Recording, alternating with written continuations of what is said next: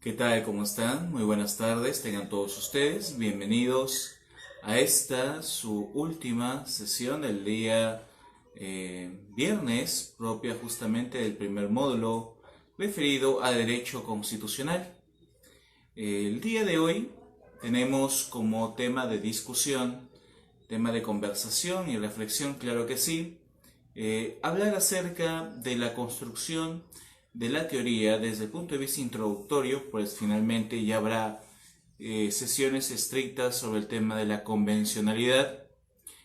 Para esos oficios hemos previsto el día de hoy suministrarles material concerniente a la Convención Americana de Derechos Humanos comentada, firmada y trabajada por el maestro, el doctor Christian Steiner, y un cúmulo justamente de autores que permiten acercarnos acerca de la construcción todavía, vamos a decirlo así, creciente, progresiva, de la tesis de la convencionalidad.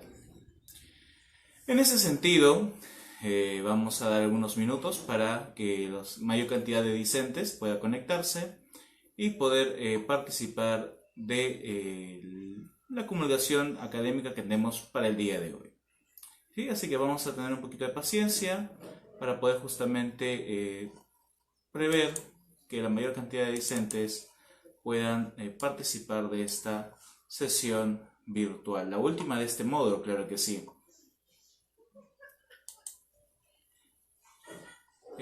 Previo a ello voy a hacer respuesta a algunas preguntas que quedaron justamente en el tintero el día de ayer, por razones, bueno, de tiempo y claro, por la rapidez con la cual se maneje este tema de la virtualidad.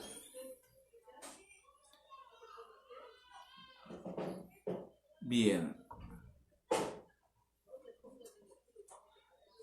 Osvaldo Proaño preguntó si la interpretación material debe adecuarse a la interpretación formal, por eso encontramos concordancias en la ley. En realidad, tanto la interpretación material como la interpretación formal responden a propósitos diferenciados y juntos justamente tejen lo que es la conformidad de la interpretación constitucional.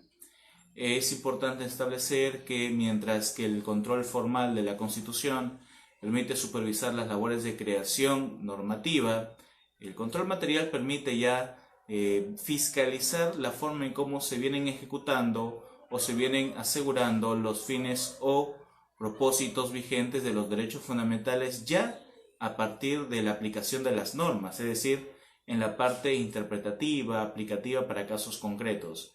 Así que ambas, de cierta manera, construyen lo que hoy entendemos como control constitucional. Son, vamos a ponerlo de esta manera, como dos caras de una misma moneda. Ambas ayudan de todos esos propósitos para poder construir el control constitucional. No necesariamente uno se adecua a la otra, pues tienen propósitos diferenciados. Vamos a ver.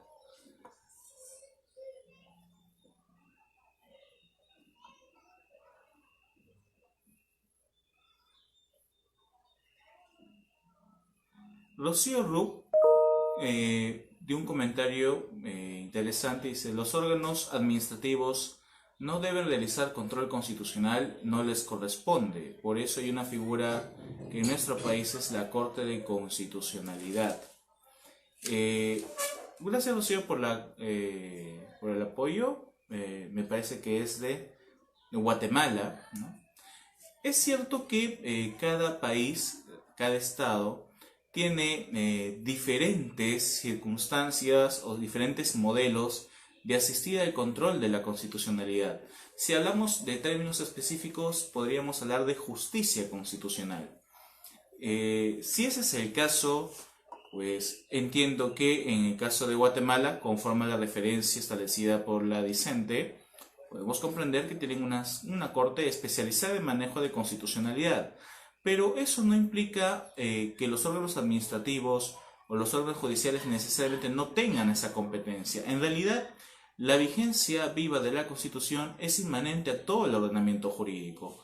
lo idóneo o lo propio es que toda persona, independientemente del ejercicio de una función pública o no, tenga que supervisar en atención al nivel de su participación en la sociedad, el respeto o el ejercicio coherente de los derechos conforme a la Constitución. Es decir, por ejemplo, si yo soy un ciudadano de a pie, no quiere decir que como no soy un órgano jurisdiccional, mis actos de disposición privada tengan que ser contrarios a la Constitución solamente porque yo no soy un órgano de justicia, más aún un órgano de justicia especializado. Por el contrario, la Constitución irradia ese control fiscalizador a todas las relaciones sociales y esto involucra a su vez que tenga que respetarla, es decir, no está supeditada su fiscalización a meros actos de orden jurisdiccional específico, sino a todos los organismos, poderes constituidos que emanen de su creación. Entonces, habíamos dado incluso algunos ejemplos en las primeras sesiones sobre aquellas cláusulas de orden pétreo por las cuales algunas cartas políticas señalan que son irrevisables las decisiones de algunos poderes públicos. Eso es común, ¿no? Vamos incluso el día de hoy a citar un caso emblemático en el cual se comenta, ¿no?, que un país, vamos luego a decir el número de la sentencia, pretende establecer a través de su propia constitución la irrevisabilidad de cierto tipo de normativas. Para el caso peruano, por ejemplo, esto pasaba con el Jurado Nacional de Elecciones. El Jurado Nacional de Elecciones aludía que el Tribunal Constitucional no podría revisar sus decisiones, pues la Constitución le ha conferido el catálogo y la característica de irrevisables por otro poder público. Sin embargo, más allá de que la revisabilidad sea una condición que establezca la Constitución, esta aludía, decía el Tribunal Constitucional, a la famosa doble instancia porque, claro, siendo el Jurado Nacional el último órgano de competencia nacional que revisa o expide decisiones de órgano administrativo, no existiría un órgano superior que pudiera revisar sobre pretexto de recurso impugnatorio o medio impugnatorio sus decisiones. Sin embargo, los vicios de constitucionalidad no constituyen propiamente recursos de orden procesal. Eso también es importante. Si hay un módulo por ahí de justicia constitucional donde van a ver tema de los procesos, encontrarán que, a diferencia de los procesos judiciales, en los procesos de orden constitucional no se pretende una revisión del derecho. Eso es importante, muy claro esto. Esta nota es muy... es necesario que lo tengan claro porque finalmente esto puede involucrar muchas cosas al momento de argumentar. En los procesos constitucionales no se trata de determinar si a alguien le corresponde o no un derecho. No se trata de un conflicto de asignación de derechos. Se trata o bien de verificar la vulneración de un derecho o la amenaza a algún derecho del cual no se cuestiona la titularidad. Se entiende que el demandante debe tener ese derecho. Es decir, solamente va a presentar en la demanda o en la acción constitucional si es que ha sido dicho derecho dañado, vulnerado o amenazado. Para eso justamente existen presupuestos materiales, como es que el daño sea cierto, la amenaza sea cierta, que sea un peligro concreto, no sea un peligro especulativo en el caso de amenazas, y que la constricción o la afectación constitucional prevea un grave detrimento a la construcción del plan de vida de la persona. Quiere decir que la afectación ha sido tan grave que no le va a permitir disfrutar plenamente de otro derecho fundamental que él considere alegado. Entonces, siendo que los propósitos constitucionales no son los mismos que los propósitos privados, donde pueden quizás pugnarse temas de quién es el titular de un derecho, por ejemplo, los casos de mejor derecho de propiedad o mejor derecho de posesión, o los actos de obligación de dar suma de dinero, donde está en cuestionamiento otro tipo de asignaciones tutelares, no ocurre lo mismo con el derecho constitucional. Entonces, siendo ese el caso, pues daremos cuenta de que el proceso constitucional tiene un orden de supervisión y control de carácter inmanente del flujo y los fines de la propia Constitución, que es la supervisión de la vigencia de los derechos fundamentales. Y claro, dentro del marco de los procedimientos administrativos, entre otras cosas, Tal cual en un proceso judicial usted podrá supervisar generalmente los famosos principios del debido procedimiento, como es la motivación, la debida cognición, el tema de la neutralidad, la imparcialidad administrativa, más son porque son procesos trilaterales, ¿no? Entonces, hay una tónica restringida o especializada para cada tipo de casos en los cuales podremos manifestar que en otras experiencias compartimos que sí existe control constitucional en ámbitos administrativos. Claro, como les comento, esto puede variar de estado a estado, pero el hecho de que nuestro estado no necesariamente así lo permita por ley o lo establezca a través de la Constitución, no quiere decir que seamos reacios o exentos del control de constitucionalidad. Todos tenemos un deber de respeto a la Constitución de acuerdo a la posición que desempeñamos dentro de la sociedad. Si soy un poder público, dentro de mis labores del ejercicio del poder público. Si soy un ciudadano, dentro de los derechos que ejerzo como ciudadano. Así funciona precisamente esta presencia inmanente de la Constitución en las relaciones interpersonales.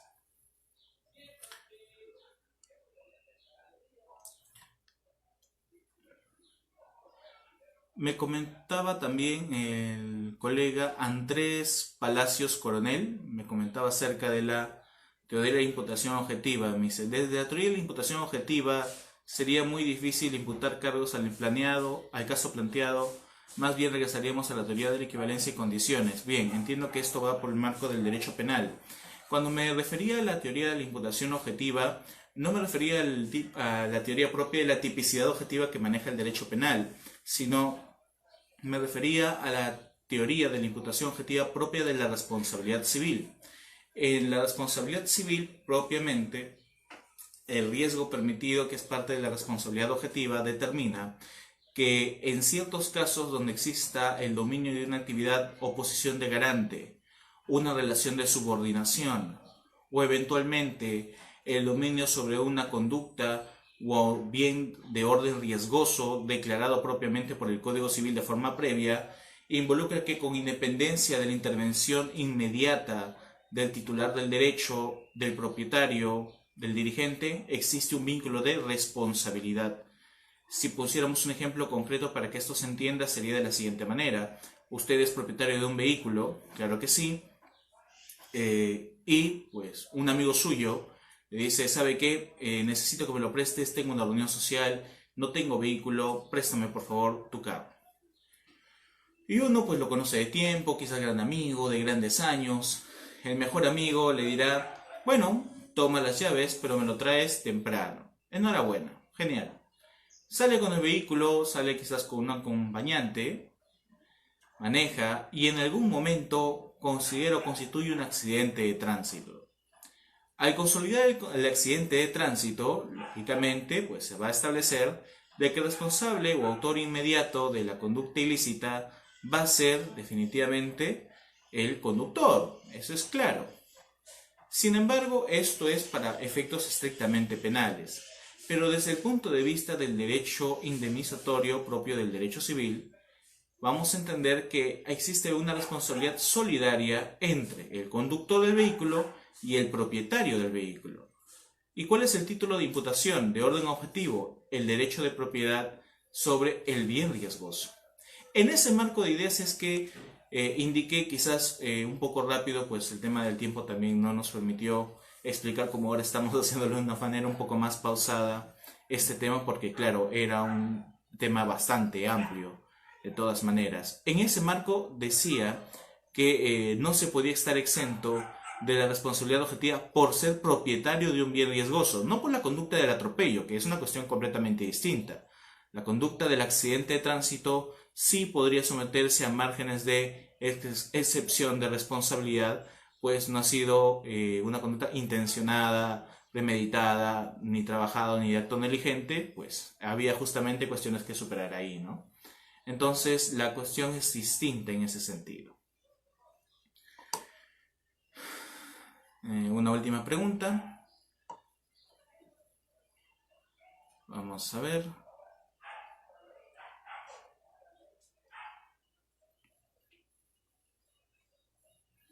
Aquí hay una pregunta interesante, parece que es de una compatriota, la señorita Yuri Reyes Córdoba. Nos comentó, en lo que atañe a derechos fundamentales, ¿se debe ponderar derechos al momento de jerarquizar las políticas públicas? Este es un detalle importante porque recuerden que las políticas públicas devienen de la realización de un derecho fundamental.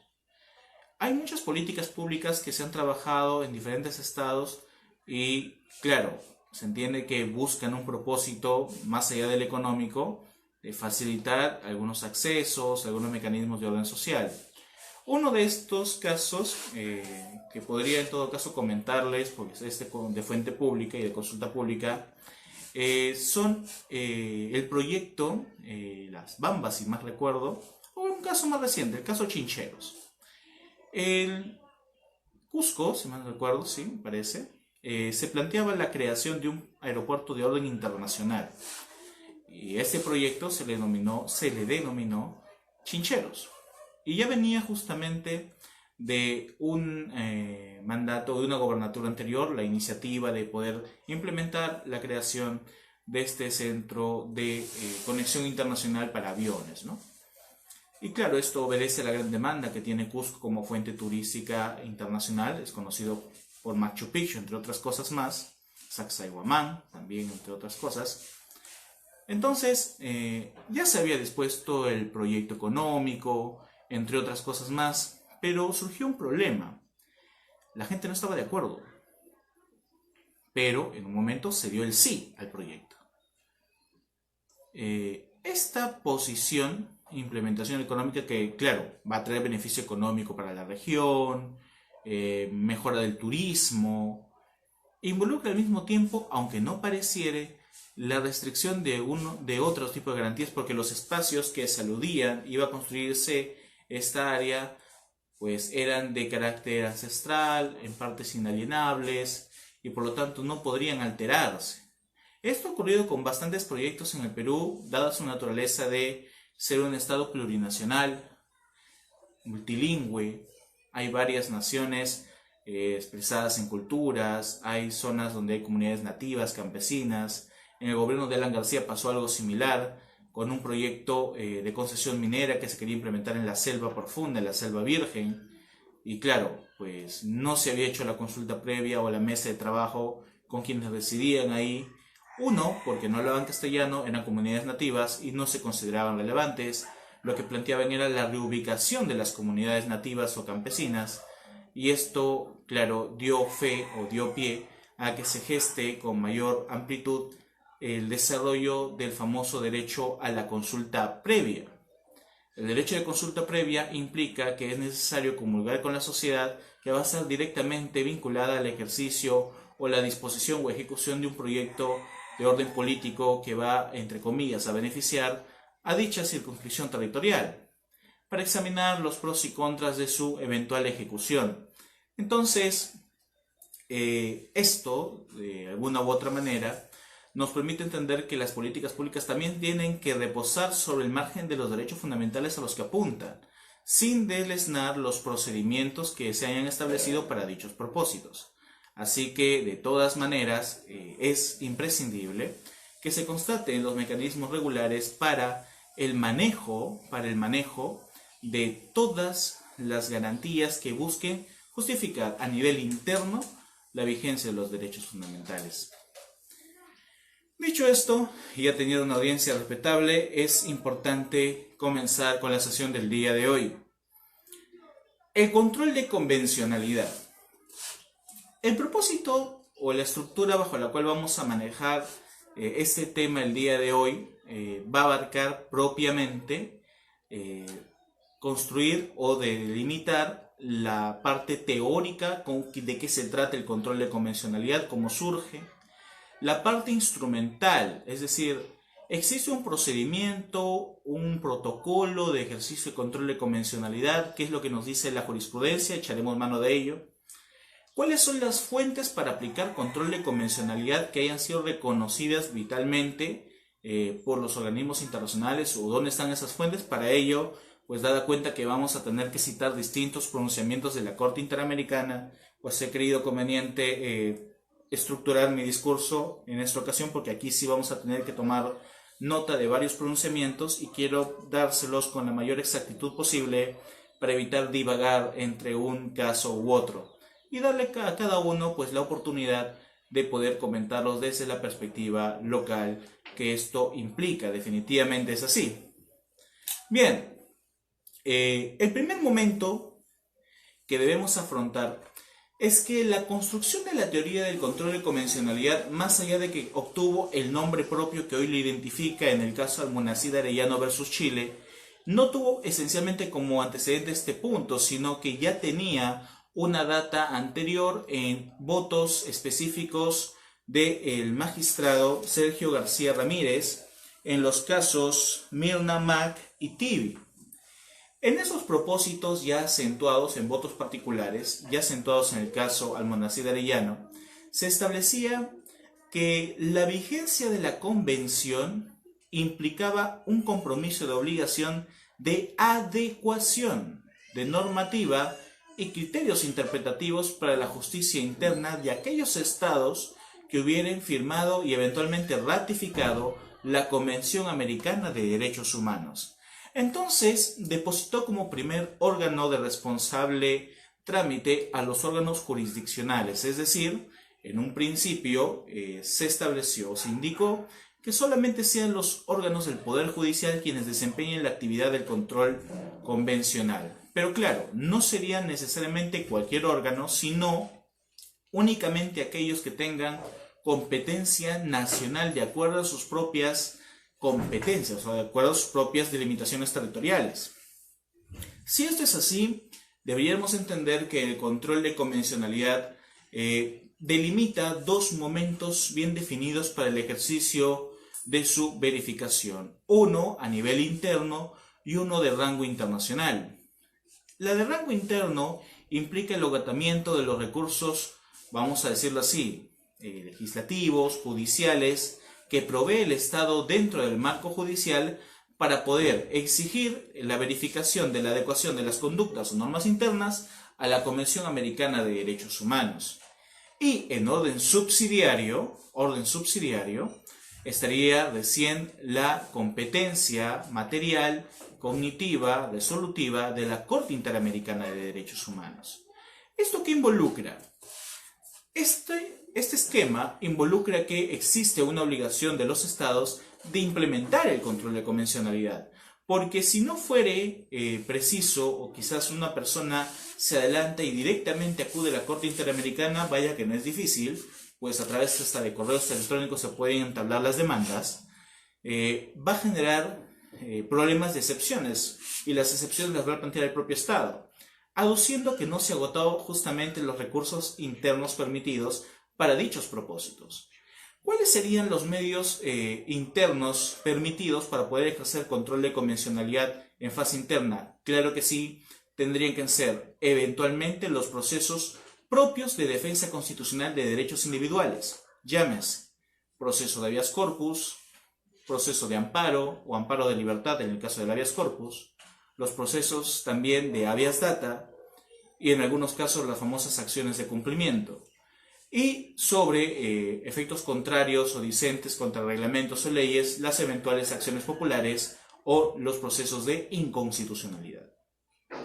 Si ese es el caso, el primer tema de discusión que tendríamos que afrontar en este punto sería: ¿por qué la Corte Interamericana irroga ese tipo de compromisos a un Estado por sobre incluso el marco de su soberanía nacional? Este dinamismo, lo que en algunos casos algunos autores como Fabián Garzón reconoce como el famoso discurso dialógico de la Convención, no es sino propio de la dinámica interpretativa de la propia Corte.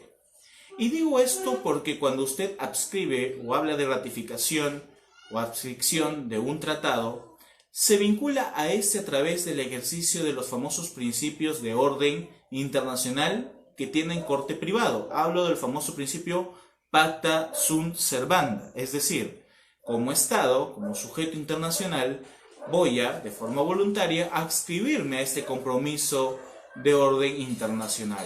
Es decir, Un principio internacional de corte privado es lo que fundamenta el reconocimiento de otro pliego o catálogo de derechos. El detalle está en determinar si es que la intromisión interpretativa de la Corte puede o no interferir en la construcción de normas, en el pronunciamiento de jueces y más aún en la creación de políticas públicas. Para dichos propósitos es necesario echar mano de una sentencia de la Corte Interamericana que de forma específica da este acercamiento, y es el caso Hellman versus Uruguay, para ser específicos, en el fundamento 239, en el cual de forma clara y específica se cita que otros tribunales nacionales no han referido también los límites de la democracia en por relación con la protección de los derechos fundamentales. ¿Qué quiere decir? Que el ejercicio del Demos Kratos, el famoso discurso de legitimidad, no va a ser óbice para poder restituir o establecer los controles de convencionalidad. Este discurso, que aparentemente es conflictivo para quienes creemos en un sistema democrático y sostenido en el vox populi del pueblo, pues no es el mejor de los momentos para decir, ¿sabes qué? Estoy de acuerdo con la convencionalidad, porque finalmente mi realidad social interna no es la misma la que comparten otros países de la comunidad internacional. Pero quizás este también tenga un propósito positivo, y digo esto por lo siguiente. Hay muchos estados que en su historia, comparto incluso al Perú, han tenido momentos en los que han sido gobernados por, vamos a decirlo así, personas que han usurpado el poder, gobiernos de facto. Y dentro de esta itinerante toma de poder, de hecho antes que de derecho, se pueden tejer múltiples mecanismos regulativos que a veces distan del sentido popular. O a veces también, como suele ocurrir incluso en estos tiempos, hay muchas autoridades de orden político que priorizan la gesta de normas en base al mero populismo. Lo digo con todas sus letras, populismo.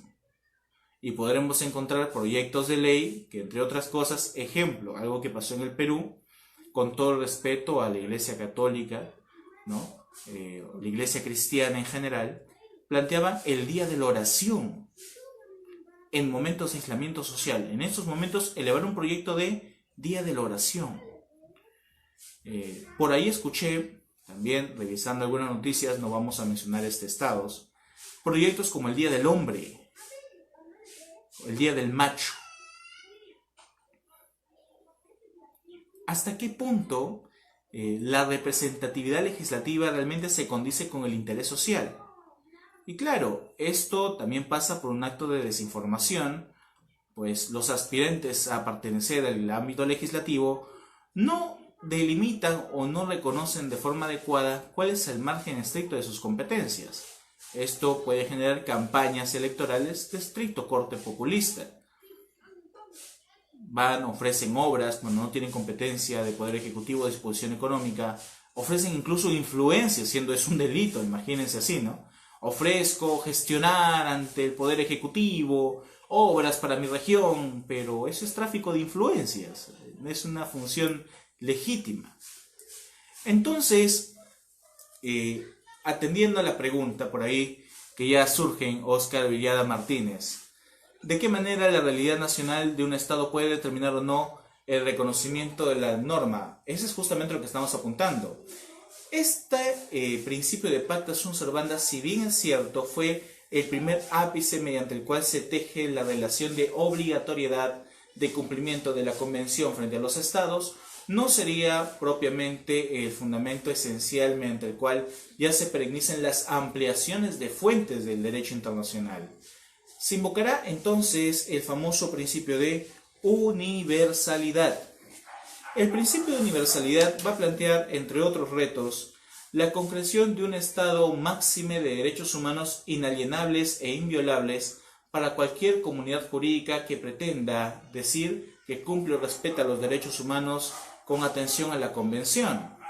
Es decir, el principio de universalidad ya discute interesantemente que la Convención no cumple únicamente una vinculación de orden formal con el Estado, que es justamente acreditado a través de la suscripción y ratificación del tratado, sino también ejerce un control de orden material sustentado en el espíritu de los fines que busca el tratado en sí mismo, que es la defensa esencial de los derechos humanos de la persona. Entonces, siendo que es la universalidad el propósito general de dichos cuerpos normativos, es que se puede tejer ampliaciones en cuanto a las fuentes del derecho internacional.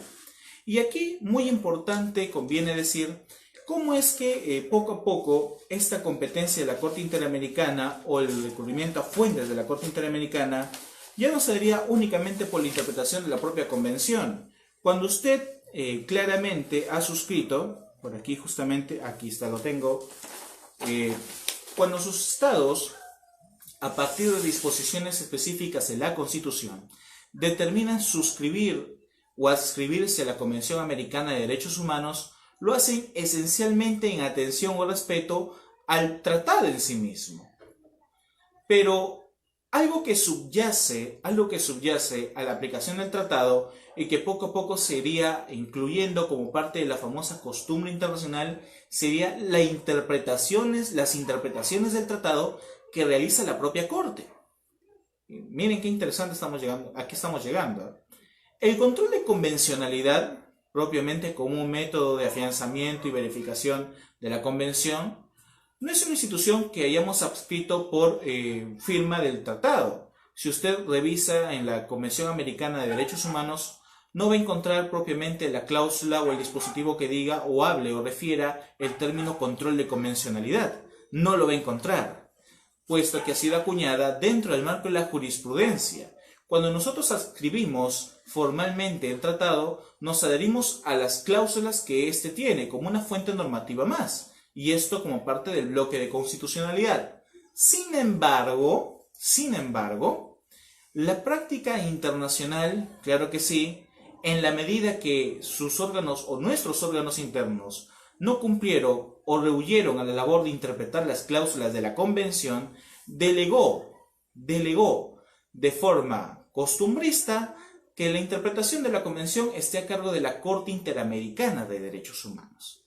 Es decir, a manera de costumbre jurídica internacional, hemos admitido que de forma extensiva este pacto que hemos celebrado propiamente con el tratado, se acumula al mismo tiempo los criterios interpretativos de la Corte acerca de los artículos de la Convención. Miren bien, estamos diferenciando dos aspectos. Una cosa son los artículos de la Convención, la cual usted suscribe por tratado, y otros son los criterios interpretativos de la propia Convención.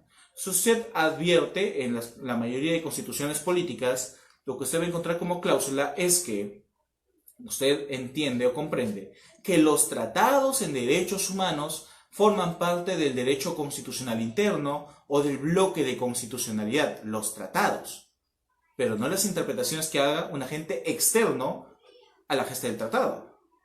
Porque hasta donde tenemos entendido, la Corte Interamericana no crea el tratado. Se deja entender, es distinto. La Corte Interamericana lo que hace es interpretar el tratado, pero no crea el tratado. A esto, pues podríamos justamente establecerle que por práctica, repito, reitero, por práctica internacional hemos delegado esa función a ese órgano. Y esto va a verse incluso más ampliado en cuanto, en el caso, citemos propiamente, Liaquat al-Alibux versus Surinam, se plantea también que este modelo de convencionalidad o de control no tiene forma propia. Miren, es decir, el control de convencionalidad no tiene un protocolo propio. Lo único que tiene, o la línea que hemos tenido a lo largo de la jurisprudencia de la Corte Interamericana, es lo siguiente. La Convención Americana no impone un modelo específico para realizar el control de convencionalidad ni de constitucionalidad, sino busca que los estados adecúen sus disposiciones y decisiones a la Convención. Vaya refrán. Usted lo va a encontrar eso en las decisiones de la Corte Interamericana. Lo va a encontrar en el caso Germán versus Uruguay, lo va a encontrar también en este caso específico Liaquat Alibux versus Surinam. no existe un protocolo de interpretación del control de convencionalidad. Lo único que se exige es que exista una adecuación.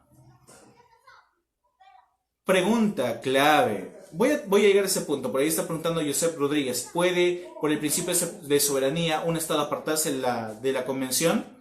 Stand-by. Termino en la fuente más. Habíamos dicho que ya se agregó como fuente del derecho convencional y parte también del bloque de constitucionalidad las interpretaciones de la Corte Interamericana, vía costumbre.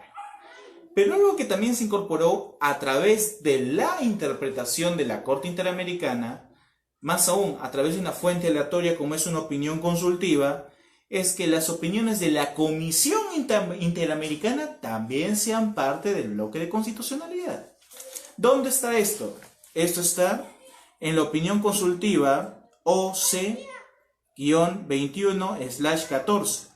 Esta opinión consultiva se dio en el marco de los derechos y garantías de niños y niñas en el contexto de migración.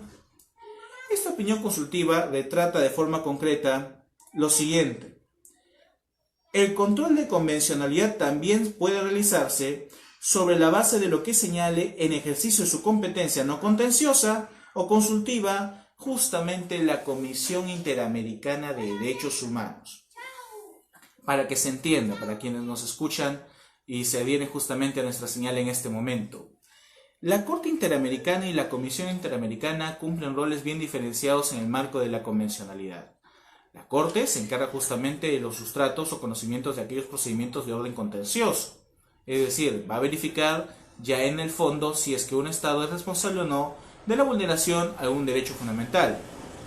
Mientras que la comisión es un órgano no contencioso que eventualmente va a encargarse de las tramitaciones de aquellas pretensiones que quieran llegar a la Corte y en algunas pues justamente hará supervisiones, informes acerca de la vigencia de cumplimiento de las políticas estatales conforme a la Convención. Pero miren cómo está esta cuestión. Usted escribió por soberanía, principio pacta sunt servanda, un tratado y se adhirió al tratado y lo hizo parte de su marco normativo, porque ese es su marco normativo. Por costumbre, usted agrega las interpretaciones de la Corte. Y dentro de los pronunciamientos de la Corte, a través de un órgano no contencioso, el mismo pronunciamiento del órgano no contencioso regula o establece que ahora sus opiniones también son vinculantes dentro del marco de la convencionalidad. Y es por ello que usted va a encontrar un montón de opiniones consultivas y que en algunos casos son o no asumidas por los estados. Me preguntó un colega en este devenir de preguntas, doctor, ¿es posible que un estado, sobre pretexto del principio de soberanía, pueda denunciar y pueda apartarse de la convención? Lo puede hacer. Lo puede hacer. Es un tratado. Es un tratado que se rige bajo las reglas del pacta sunt servanda. Es decir, lo puede hacer. Puede denunciar el tratado y se puede apartar. Es teoría general del derecho de tratados. La Convención de Viena también lo verifica, también lo constata, no hay ningún problema. ¿Cuál va a ser el inconveniente de ello? Ya esto sería un inconveniente de orden político, ¿no? La eventual segregación por parte de algunos países miembros de la comunidad internacional, al considerar que no encuentran seguridad jurídica para entablar relaciones políticas o diplomáticas con un país que ha declarado no adecuarse a los procesos constitucionales. Esto también depende de cómo es que maneje su política internacional. Por ejemplo, no seamos muy reacios. Estados Unidos podrá tener entre sus localidades la sede de la Corte Interamericana, pero contradictoriamente o irónicamente no ha suscrito la Convención Americana de Derechos Humanos. Es por eso que en algunos estados menores se establece y se mantiene todavía en ejercicio la pena de muerte. Me preguntan y me piden justamente la opinión consultiva. Es la opinión consultiva OC de casa-21/14 referida a derechos y garantías de niñas y niños en el contexto de la migración. Si quieren ser un poco más específicos, el considerando o fundamento número 31. Un momento, por favor, voy a encender la luz porque ya se está oscureciendo en este país. Tranquilos.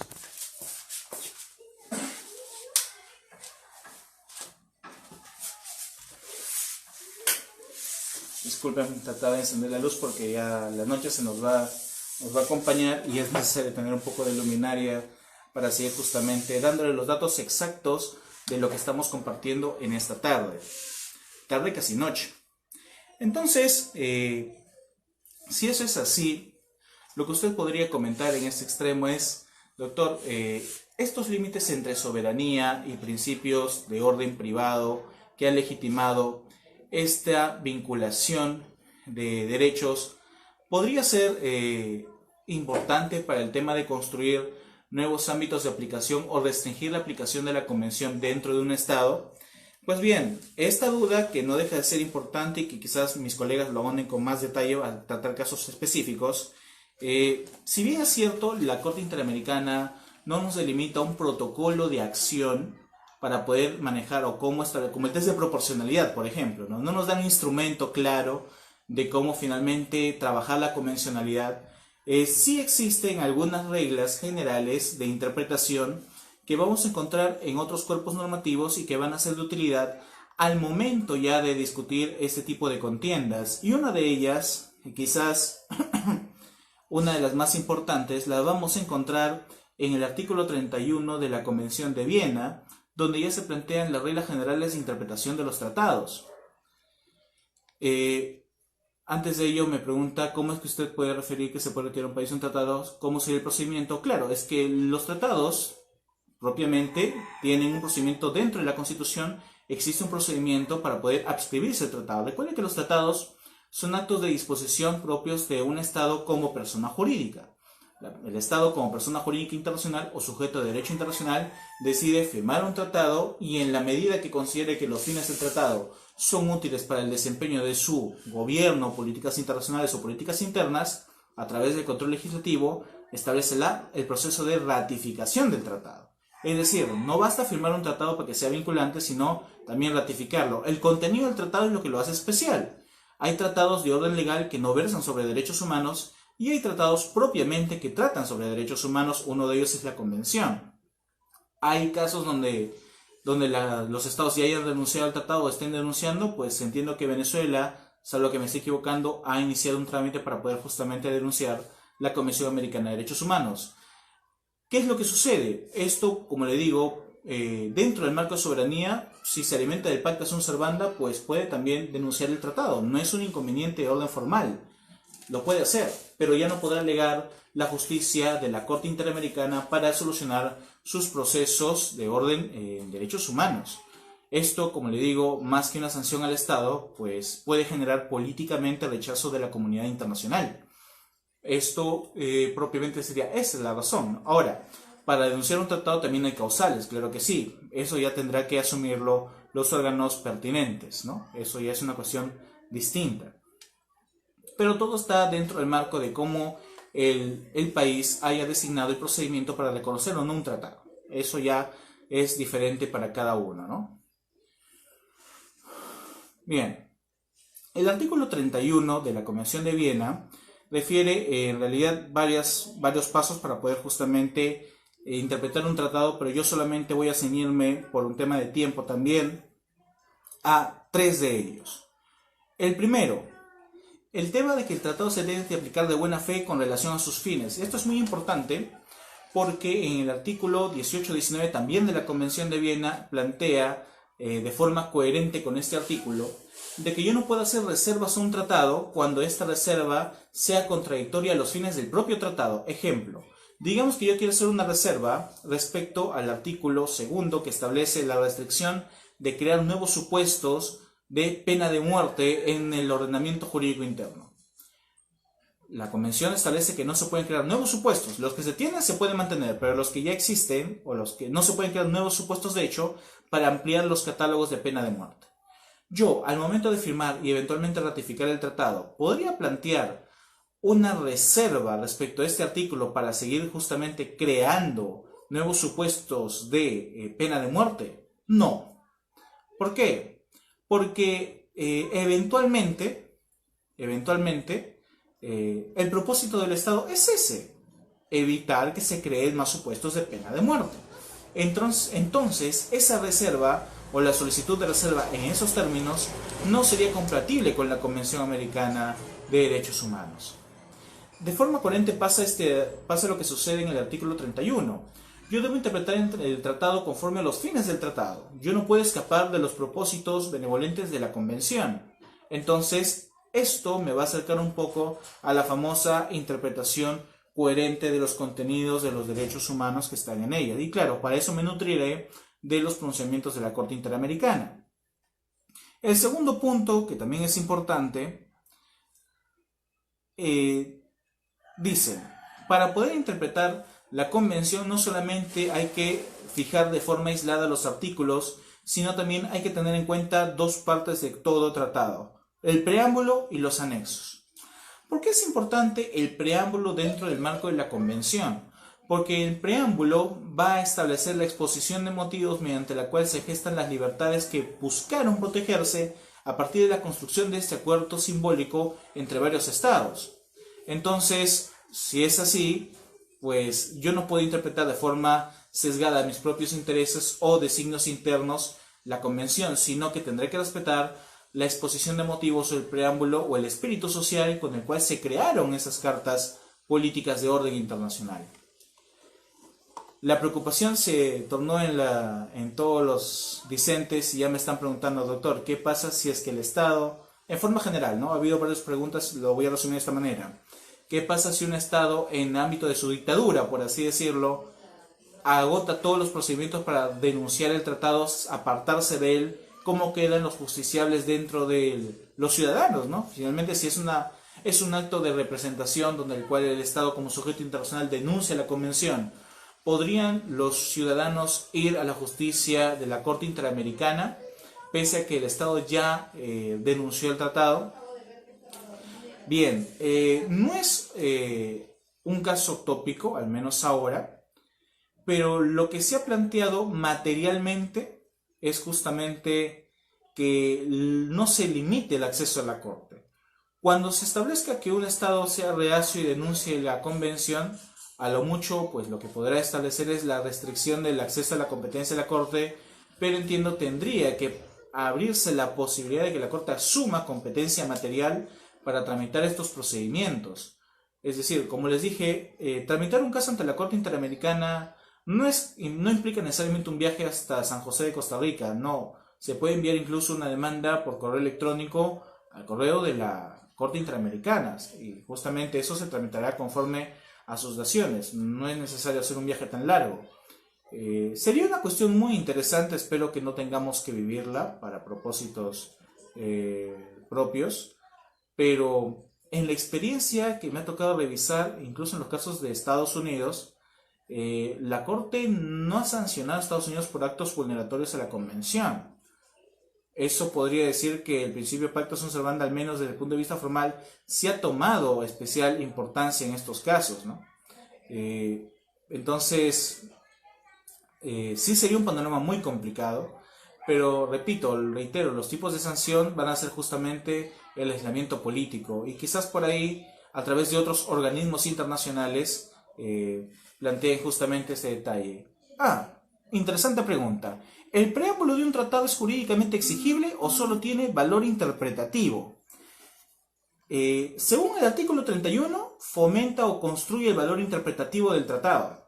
No es que propiamente el preámbulo sea una norma del tratado. El catálogo de artículos es delimitado, pero tal cual incluso en las constituciones se usa la exposición de motivos o el preámbulo para poder tratar de acercarnos a esa interpretación auténtica que se estableció por los autores de la Convención. Es una técnica de orden interpretativo similar a la interpretación auténtica, es decir, contribuye al mejor examen de las disposiciones del tratado, antes que constituye una norma en sí misma, porque si no, pues vaya, esto sería complicado para efectos ya de exigibilidad, porque definitivamente no tiene forma de regla los considerandos o los fundamentos que usted pudiera encontrar de orden histórico, social, político en el preámbulo de la Convención. Solamente es con tinte estrictamente interpretativo, al menos según lo expuesto en el artículo 31 de la Convención.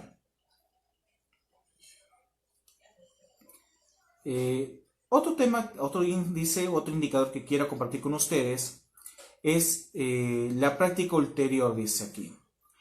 Todo instrumento formulado por uno o más partes con motivo de la celebración del tratado y aceptado por los demás como instrumento referente al tratado. ¿Qué quiere decir?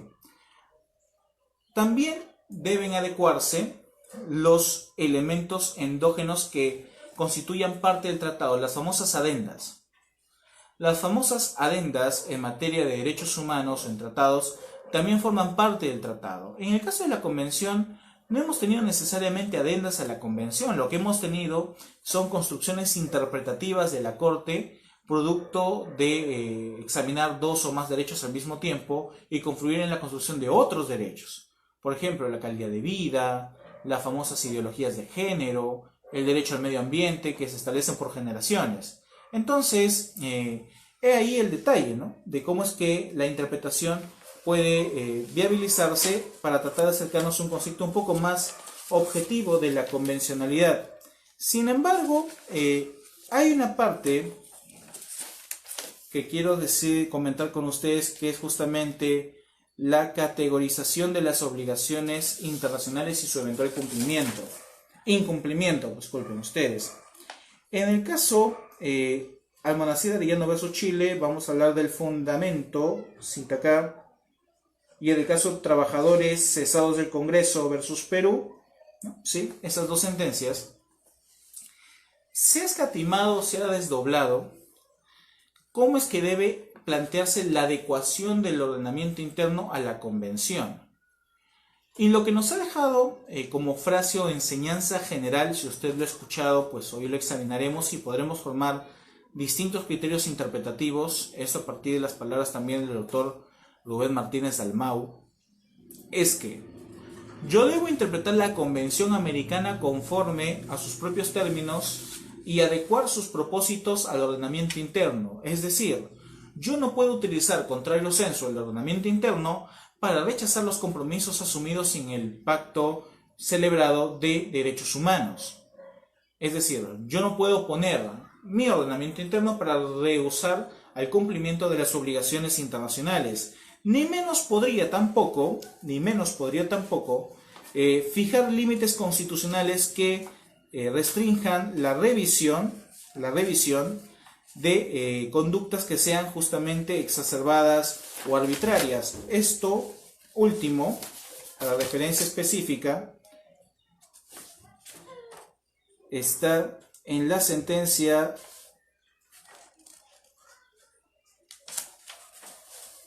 permítanme por favor encontrarla para ustedes. Es un caso diferente al de aquí está. Es el caso Boyce y otros versus Barbados. ¿Qué sucedió en este caso muy particular? Les comento. Sucede que en Barbados, en una época un poco complicada, se estableció dentro de la Constitución que ciertas normas de contenido de rango legal sean irrevisables por parte del Poder Judicial. Es decir, el Poder Judicial no podría examinar por mandato de la Constitución ciertas leyes de política criminal fijadas en la misma Carta Constitucional. Tanto es así que lo que se gestaba con ello es que sean de orden aplicativo directo para ciertos supuestos de hecho. Dentro del marco entonces de la interpretación, el Tribunal de Barbados, el Tribunal Constitucional o responsable de la interpretación constitucional, dijo que esta disposición ya estaba en la Constitución y por ende su aplicación o su implementación no era de corte inconstitucional, pues la propia Constitución establecía la proscripción del análisis de leyes de orden penal. Por lo tanto, su eficacia era directa, su eficacia era legítima, aprobada por la democracia social del país de Barbados. Sin embargo, la Corte Interamericana dijo lo siguiente: no puede privilegiarse un pronunciamiento de orden legal dentro del espíritu de la Constitución porque se estaría limitando, entre otras, las garantías jurisdiccionales propias del debido proceso. Y esto mediante en cuanto estas leyes no deben examinarse únicamente frente a su constitucionalidad formal, sino también respecto a la constitucionalidad material y más aún frente a la convencionalidad, para verificar si el desarrollo de las mismas se estaría o no vulnerando algún derecho humano. ¿Qué implica esta cita?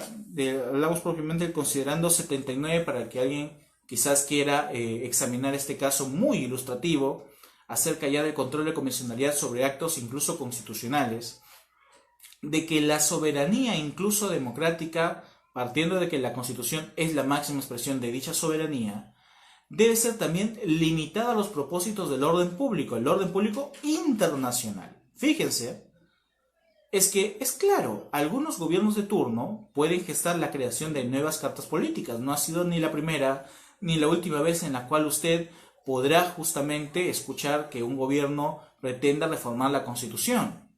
Y esta cláusula que inhibía de control y que ya estaba en la Constitución, claro, daba una apariencia de constitucionalidad, pues la propia Constitución permitía que no se examinen o no se reexaminen esas leyes de materia penal. El caso es el caso Boyce y otros versus Barbados. Es un pronunciamiento en marco de excepciones preliminares. El fundamento, considerando que estoy revisando, es el considerando 79. Decía que en esta sentencia se pone en evidencia que los propios estados también pueden utilizar la Constitución para fines contrarios al orden público internacional, que es, entre otras cosas, las garantías jurisdiccionales para poder cuestionar una ley que sea contraria a los derechos humanos.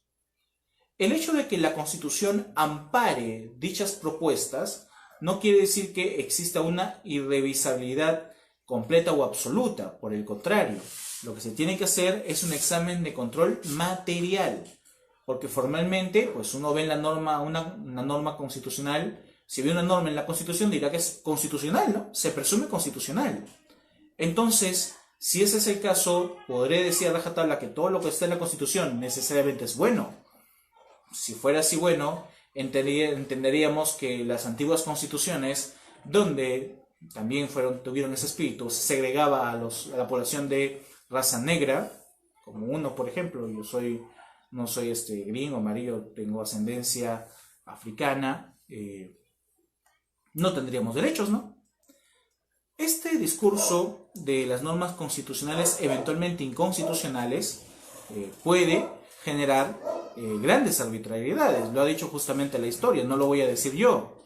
El principio de igualdad en Estados Unidos, por ejemplo, pese a que no es un estado que está en la convención, también tejió grandes mutaciones acerca de la inclusión a partir de la inclusión de personas de raza negra, a partir de movimientos sociales como el que promulgó Martin Luther King, en el famoso clásico modelo del apartheid, ¿no? Un caso muy interesante que les invito a comulgar conmigo es el que vivió la primera estudiante de color en Estados Unidos, la señorita Bridget Jones, si más recuerdo, si el nombre no me falla. Vivió todo un caos, ¿no?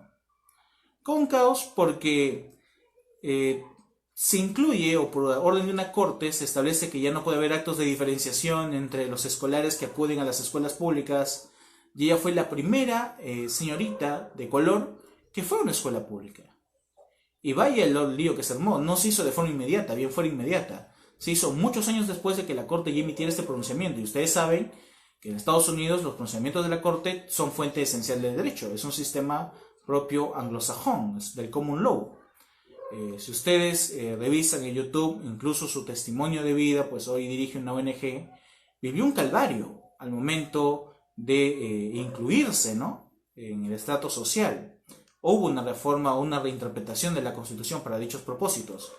A lo que quiero llegar es que en algún momento de nuestra historia la Constitución preceptuó principios que hoy, a la luz de la visión del ojo actual, son un completo desgarro a los derechos humanos. Como también no entender el tema de la igualdad de derechos entre hombres y mujeres. Hoy, ¿quién podría decir que los hombres y mujeres no deben tener los mismos derechos y disfrutarlos en igualdad de condiciones? Todo un reto. Lo dice Soledad Cuesta también. Claro, el caso de Bridget Jones, ser mujer y ser afroamericana y menor de edad, llegó al punto de que toda la escuela estaba en contra. Todos los padres de familia firmaban con pancartas.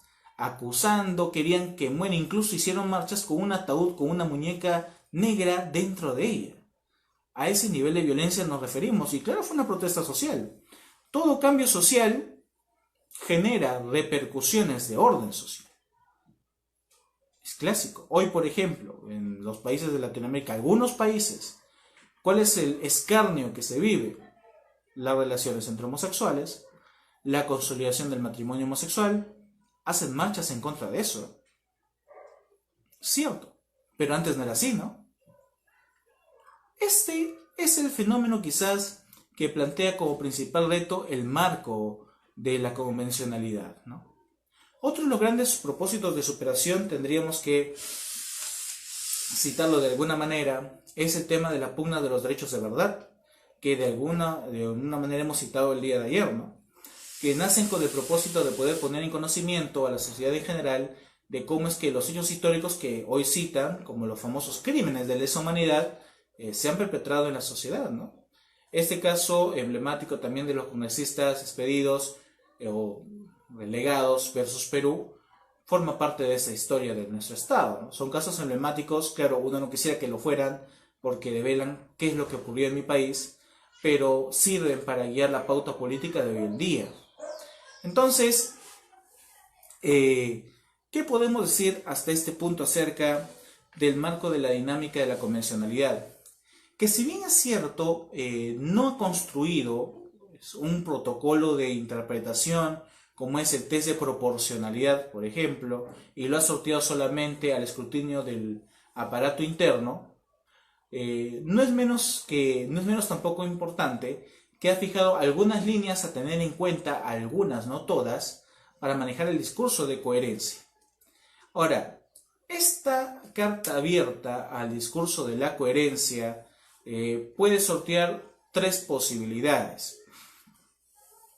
Una, a nivel de interpretación estamos hablando, Una, que usted entienda que esa norma propia de la convención pues le será implicable, pero no va a tener el mismo rigor que la propia Constitución de la cual usted se fundó para poder asumirla como parte de su ordenamiento jurídico. Me explico. Es decir, ponderar por encima del juicio interpretativo, valorativo de los derechos humanos, el principio de soberanía nacional. ¿Dónde se expresa esta posición? En las famosas construcciones del Tribunal Europeo de Derechos Humanos, el famoso control de margen de apreciación estatal. El margen de apreciación estatal, o también famoso llamado control de discrecionalidad estatal, tuvo dos casos emblemáticos en los cuales se trata de construir. Es el caso Irlanda versus Gran Bretaña y otro el caso Bladed Stensas versus Noruega. En estos dos casos, el Tribunal Europeo examina hasta qué punto es posible acatar de forma amplia las directrices formuladas por la Corte Interamericana cuando la comunidad de la Unión Europea no necesariamente, vamos a decirlo así, comulga en una sola fuente o criterio de interpretación sobre los derechos humanos. Si no comulga en cuanto al criterio de interpretación de los derechos humanos, lo que vamos a encontrar aquí es que va a haber lagunas, antinomias, faltas de adecuación, inconsistencias normativas. Entonces, ¿qué es lo que ha planteado? A través del Tribunal Europeo de Derechos Humanos se va a estudiar y se va a revisar las decisiones de la Corte Interamericana. ¿Para qué? Para tratar de dosificarlas en equidad a los países miembros de la Unión Europea. Miren este ejercicio interesante. Claro, para una realidad como la Comunidad Europea, esto quizás sea una oportunidad, porque en Latinoamérica al menos no tenemos un órgano de justicia en derechos humanos de esa misma índole. No tenemos un tribunal europeo o un tribunal americano de derechos humanos. No tenemos eso. Europa sí lo tiene y puede justamente utilizar a esta corte de competencia supranacional para poder sortear esta posición de dínamo y trabajar, o en todo caso encargarse, de la interpretación relativa de las disposiciones de la Corte para efectivizar su cumplimiento progresivo dentro de los demás países. Entonces, si es viable esto, pues la práctica ha dicho, no ha sido contravenido por la Corte Interamericana, pues lo ha visto como una suerte de camino para llegar o afianzar de mayor manera o a más amplitud sus propósitos teóricos. Así que no lo ha visto como a la cara, pero no lo ha tomado como la vertiente absoluta de cómo cumplir sus decisiones. Entiendo, generalmente la Corte trata de que éstas se ejecuten en sus propios términos, no mediante adecuaciones. Ahora bien, la otra vertiente no compatible con el margen de apreciación es estrictamente el control directo de convencionalidad. Es decir, que las decisiones o lineamientos de la Corte o eventualmente las opiniones consultivas de la Comisión sean aceptadas e incorporadas directamente al sistema normativo de los países firmantes. Esto lo realizan todas las comunidades autónomas que no tengan un órgano supranacional de control convencional, como es justamente Latinoamérica. Decía justamente hace unos instantes que a diferencia de Europa no tenemos un tribunal americano de derechos humanos, si quisiéramos darle el nombre. Entonces, si esto es así, ¿cómo es que yo finalmente puedo afianzar un test de coherencia entre las disposiciones convencionales y las disposiciones internas? Para eso, la Corte Interamericana y la dogmática se encargaría de crear el famoso principio de unidad de Estado. El principio de unidad de Estado, establecido por el artículo 4 de el artículo 4 de la Corte de la Comisión Americana de Derechos Humanos, determina que las conductas de cualquier Estado debe estar vinculada entre las políticas públicas, el afianzamiento de la tutela de derechos y la construcción de procesos de garantía jurisdiccional. Es decir, miren, tres caminos. Disculpen que estoy un poquito... Han sido un días un poquito agotadores, estoy un poquito mal ya creo de la respiración. No es coronavirus, no se asusten, no es coronavirus, estoy un poquito agripado, eso es todo. O sea, lo que hay una maratón muy amplia de clases y eso es complicado, ¿no? Decía, hay tres caminos bajo los cuales se construye la tesis de unidad del ejercicio de la convencionalidad. Primer camino, o la primera vía. La vigencia de los conceptos neutros y concretos de los derechos humanos incluidos en la Constitución. ¿Esto qué puede generar? Puede generar dos efectos: la constitucionalización directa o el reconocimiento vía bloque de constitucionalidad. Repito, el primer punto es el afianzamiento de la vigencia de los derechos fundamentales. Dos vías para dicho propósito: constitucionalización directa, es decir, se crea el derecho en la jurisprudencia de la Convención, yo lo incorporo a la Constitución. Esa es constitucionalización directa. O, de vía alterna, reconocida a través de los pronunciamientos jurisprudenciales del órgano de justicia constitucional interno, o en su defecto, incorporando en el bloque de constitucionalidad la jurisprudencia de la Corte Interamericana. Y todas estas fuentes serían perfectamente alegables a través de un proceso de amparo. Miren qué curioso.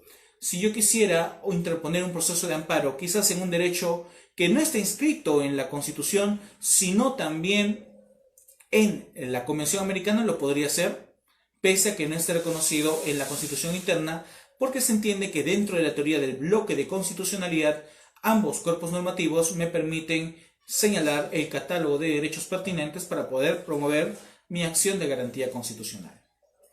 La segunda vía, el establecimiento de políticas públicas coherentes al sistema constitucional. El principio de soberanía se va a relativizar en cuanto yo haya ratificado esta convención, por cuanto voy a tener que fijar mis nuevas políticas públicas respetando los derechos humanos y los lineamientos que ello implica. Para eso justamente citamos el caso de Barbados, donde incluso la Corte Interamericana pudo controlar la inconvencionalidad de una disposición propiamente constitucional. Esto, decíamos entonces, se debe a que en eventuales gobiernos de turno puede gestarse la creación de cláusulas constitucionales que no respeten, antes que la disposición del orden público interno, el orden público internacional, ¿no? Y esto, pues, en ese caso específico fue por un tema de garantías judiciales. El tercero, no menos importante, es la fijación de mecanismos de justicia interna. Habíamos dicho que la justicia convencional tiene naturaleza subsidiaria. La subsidiariedad de la justicia convencional constituye al mismo tiempo una obligación para los estados de establecer procedimientos específicos de corte judicial para que se tramiten la persecución o la búsqueda del restablecimiento de los derechos humanos de los individuos. Entonces, si un Estado no prevé mecanismos de justicia constitucional o de garantía constitucional propiamente dicha, también incluiría en responsabilidad internacional de todas maneras. Ahora bien, ¿qué procedimientos deberían ser los adecuados para dichos propósitos? Esto variará, conforme lo hemos visto en clases anteriores, del modelo de justicia constitucional que usted tenga.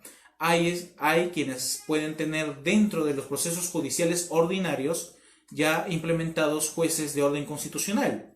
Es decir, no tienen un poder constitucionalmente autónomo, como el Tribunal Constitucional, quizás lo tienen dentro de la Corte Suprema o el órgano superior de justicia ordinaria, y ellos se encargarán de trabajar los habeas corpus, los amparos, acciones populares, entre otras cosas.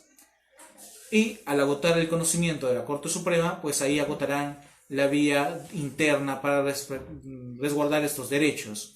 Si usted tiene un modelo de control concentrado donde el Tribunal Constitucional, Tribunal Plurinacional en algunos casos es el máximo órgano de competencia, pues hasta ahí tendría que llegar para poder agotar esta vía interna. Sea cual fuera el propósito, el Estado tiene que garantizar la existencia de estos mecanismos de control judicial. Una pregunta importante se me acaba de ocurrir ahora es, ¿y qué pasa si la naturaleza del derecho humano que yo quiero cuestionar es de índole administrativa? ¿Bastaría que yo agote la vía administrativa para irme a la Corte Interamericana o tengo que accionar la vía contenciosa administrativa para poder recién ahí irme a la Corte Interamericana? Frente a este propósito, miren que se me acaba de pasar por la mente y que puede ocurrirles a muchos de ustedes, hay que tener en cuenta las causales de excepción de agotamiento de vías previas también, que se nutren exclusivamente en la posibilidad material de que al alargar el tiempo el daño se vuelva irreparable o los daños se constituyan irreversibles. Ejemplo, si usted quiere evitar una eventual sanción por un poder público, llámese una alcaldía o una gobernatura, que va a ser de ejecución, por ejemplo, los famosos procedimientos de expropiación en beneficio del Estado, entre comillas, ¿no? Si usted advierte que no atiende un fin social, porque esa es la finalidad, o no le han pagado el justiprecio, se lo quieren compensar por impuestos, entre otras cosas, vías inidóneas, pues lo van a dejar sin ninguna propiedad, es lo que pasa en algunas situaciones, ¿no? Trámites de expropiación, que en vez de pagarte el justiprecio dicen, no te vamos a pagar dinero, como tú nos debes, lo vamos a compensar.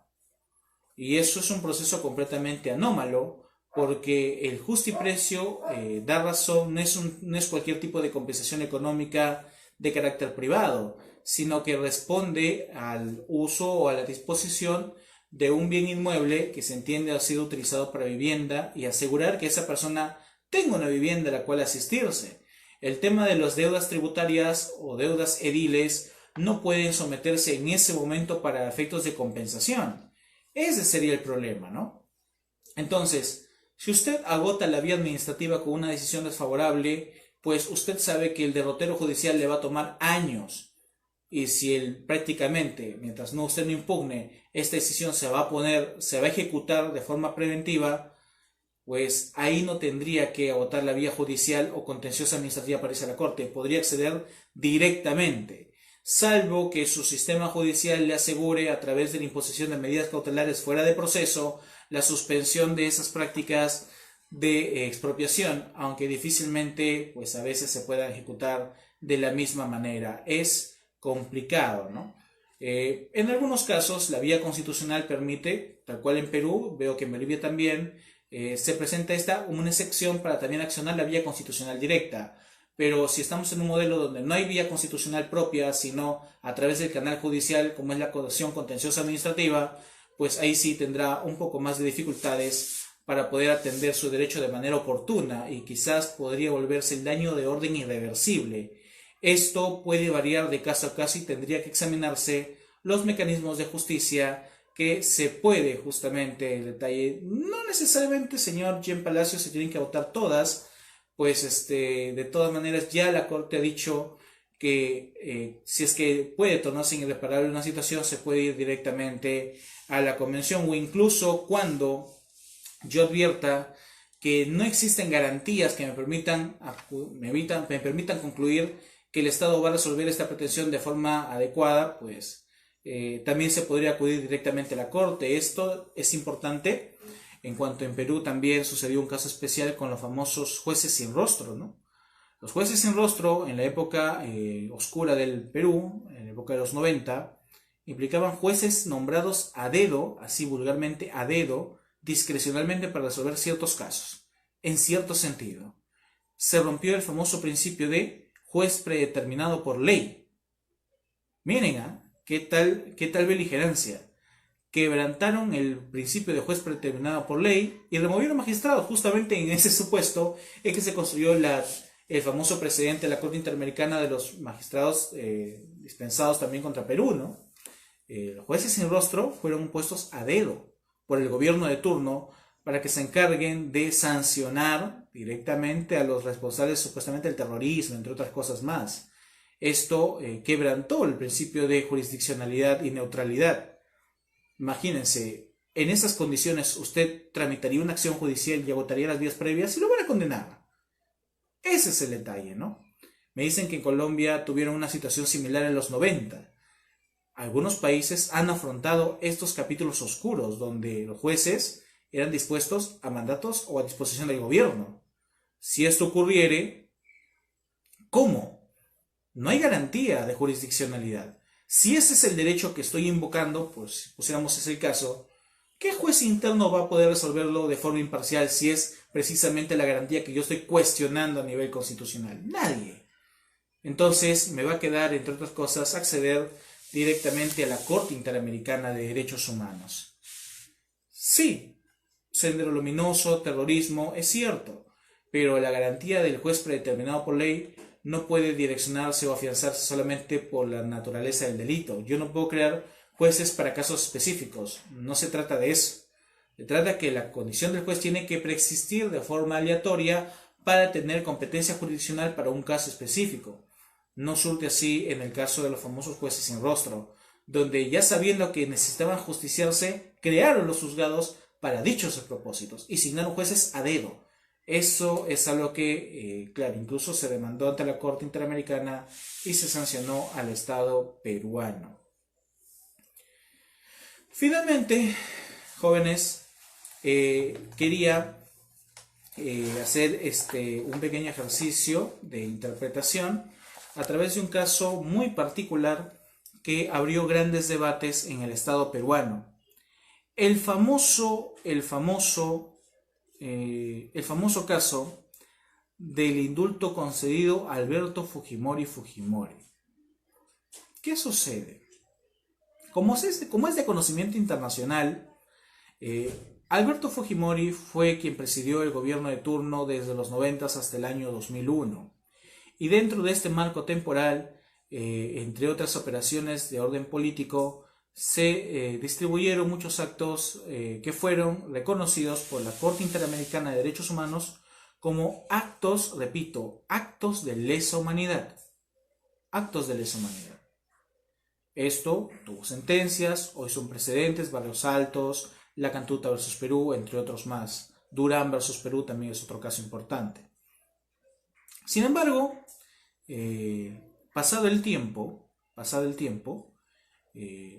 este señor alegó en reiteradas ocasiones la solicitud de un indulto humanitario por razones de salud. Entendía que había sido diagnosticado con enfermedades que iban menoscabando su estado, su integridad personal y eventualmente lo podría llevar a la muerte. Por eso quería llegar al punto de pasar sus últimos momentos con su familia. Pero llegado a este punto, ¿qué ocurrió?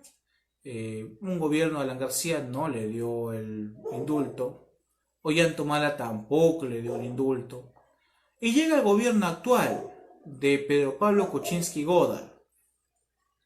presenta la solicitud firmada, datos importantes, por un grupo de médicos, entre ellos su médico tratante, dato muy importante, repito, y Pedro Pablo Kuczynski, en un momento donde el Poder Legislativo, que estaba en su mayoría constituido por miembros del partido del Fujimorismo, decide aprobar el indulto humanitario, indulto por razones de humanidad.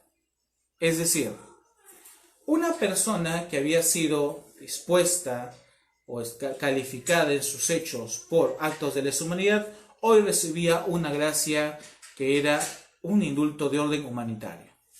Para esto es importante que usted sepa que cuando Alberto Fujimori es ya conducido a la justicia peruana a través de un proceso de extradición con el hermano país de Chile, se le condena penalmente, pero no por delitos de lesa humanidad, porque como usted más conoce en estos aspectos, yo solamente puedo condenar por hechos que estén tipificados como tal al momento de escritos. Y claro, para la época de Fujimori no estaban tipificados en el Código Penal peruano los famosos delitos de lesa humanidad. Repito, delitos de lesa humanidad. Esto se hizo saber con notoria evidencia en la sentencia expedida por la Sala Suprema, en palabras del juez César San Martín Castro, donde hace alusión a lo siguiente, ¿no? Bien es cierto, para ese tiempo ya estaba la sentencia de la Corte Interamericana. La Corte Interamericana ya calificó estos hechos como actos de lesa humanidad. Lo dice de forma clara y precisa. Sin embargo, en el derecho penal prima el principio de legalidad y yo no puedo condenar por hechos que no constituyen delito al tiempo de haberse cometido. El principio de legalidad en toda su majestuosidad. Entonces lo condenaron por delitos comunes, homicidio por autoría mediata, entre otros delitos más. Bien, tenemos hasta ahí 3 datos importantes. Según la Corte Interamericana, Alberto Fujimori, como representante y titular del Estado peruano, cometió actos de lesa humanidad. Para el derecho penal interno, el derecho interno peruano, no son actos de lesa humanidad, sino delitos comunes, y así fue tipificado y así fue condenado. Tramita ante el gobierno de Pedro Pablo Kuczynski un indulto humanitario respecto al delito común cometido y tipificado y sancionado por el Estado peruano. Se lo concede. ¿Qué ocurre con este detalle? Se puede conceder gracias de orden humanitaria para agentes que hayan cometido actos de lesa humanidad. ¿Es lo mismo un acto de lesa humanidad que un crimen de lesa humanidad entre el orden internacional y el orden interno? Porque si fuera así las cosas, interpretando lo que es más favorable, ¿qué quiere decir? Que yo podría conceder el indulto humanitario estableciendo que la calificación jurídica objetiva e individual para ese sujeto fue un tipo penal de delito común. Porque recuerden, la sanción internacional es para el Estado, no es para el individuo. Es contra Perú, no es contra Alberto Fujimori. Pero se entiende que él fue el autor mediato de todas esas actividades realizadas porque él era el titular del Ejecutivo. Pero la sanción es para Perú como Estado. La condena personalísima individual solamente es a título de delito común. ¿Qué dijo la Corte Interamericana al respecto? En el caso Hellman versus Uruguay, en el caso Almonacid Arellano versus Chile, propiamente Almonacid Arellano versus Chile, se dijo que está prohibido que se constituyan amnistías, no dijo indultos, amnistías frente a crímenes de lesa humanidad. Y en el caso Gutiérrez Soler versus Colombia, se pone ya de manera específica que está prohibido el indulto, prescripción u otro tipo de gracias frente a crímenes de lesa humanidad. Pregunto, para estos propósitos, ¿es un crimen de lesa humanidad o es un delito común según el ordenamiento penal? Porque fue condenado por delito común. La respuesta nos la daría, miren cómo hago interpretación convencional, el artículo 7 del Estatuto de la Corte Penal Internacional de Roma. Los crímenes de lesa humanidad, si bien es cierto, constituyen hechos beligerantes contra la humanidad, valga la redundancia, pueden tener diferentes consecuencias jurídicas o diferentes calificaciones jurídicas. Hay que diferenciar tipificación de calificación. La tipificación es propia del derecho penal y va a arrojar como consecuencia jurídica pena privativa de libertad. Pero el hecho de que la consecuencia jurídica a ese acto desplegado por Alberto Fujimori sea pena privativa de libertad por delito común, no implica que el derecho no deje de ser un acto de lesa humanidad a la luz del orden convencional. Sigue siendo un acto de lesa humanidad. Le doy un ejemplo más concreto para que usted lo entienda. Imagínese que usted tiene una deuda con el banco, ¿ya? Una deuda con el banco, y el banco eventualmente, por cosas del destino, suerte tiene usted, se olvida de cobrarle. Se olvida de cobrarle. Pasa el tiempo y el plazo para exigirle judicialmente el cobro vence, prescribe, según el orden interno, en el marco civil. Prescribe. Pregunto, ¿la deuda no existe o sigue existiendo?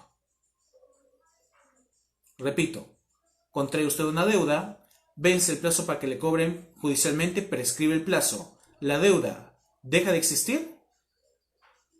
No, no deja de existir. Lo que ha prescrito es el derecho de acción, es decir, la consecuencia jurídica es la imposibilidad de ejercitar acción judicial. La deuda sigue siendo deuda.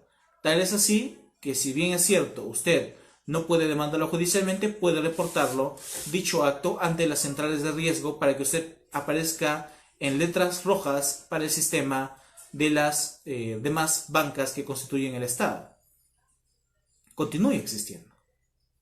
Entonces, el hecho sigue existiendo como tal, sigue teniendo esa calificación. Lo único que va a variar son las consecuencias jurídicas devenientes del hecho. Aquí no hay más que duda, la Corte Interamericana ya declaró que esos hechos eran actos de lesa humanidad. Lo único que pasó es que en el Perú no se le podía afectar o establecer consecuencias penales porque no estaba regulado como delito al tiempo de cometerse. Es por eso que tuvieron que asignarle consecuencias penales de un delito común. Pero el acto seguía siendo justamente uno de lesa humanidad, control material de los actos de las personas, de los individuos. Desde un punto de vista formal, no es un acto de lesa humanidad, pero desde un punto de vista material sigue siendo un acto de lesa humanidad. Es decir, yo no puedo sustentarme en la formalidad de la calificación o tipificación jurídica por las consecuencias para rehuir al respeto de los derechos humanos, en este caso, pues lógicamente la debida ejecución de la sentencia de la Corte Interamericana en sus propios términos, y acuñando esto, integrando esa interpretación con lo dispuesto en el caso Gutiérrez Soler versus Colombia, tendríamos en cuenta que esa decisión de indulto humanitario es inconvencional. Inconvencional. Si preguntan si el Perú realizó el control de convencionalidad, claro, primero le voy en consulta, a partir del caso Durán versus Perú, la Corte dijo no, que lo haga el Perú primero el control de convencionalidad, que lo hagan primero ellos y luego lo hago yo. Un juez ya de la Corte Suprema se encargó de hacer el control de convencionalidad y estableció que se habían vulnerado las garantías, no se había motivado bien y declaró inconvencional la declaratoria del indulto humanitario. Entonces, ese tipo de dilemas que son muy interesantes, les invito a revisar estos detalles,